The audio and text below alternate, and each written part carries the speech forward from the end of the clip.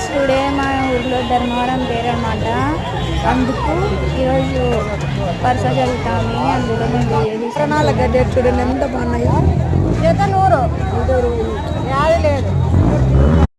ఎంత బాగున్నాయో బ్యాంగిల్స్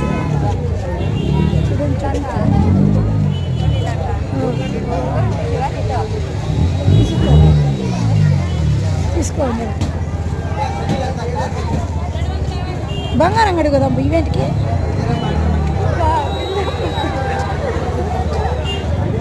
మా చిన్నపిల్లలు బొమ్మలు చూడండి ఎంత బాగున్నాయి.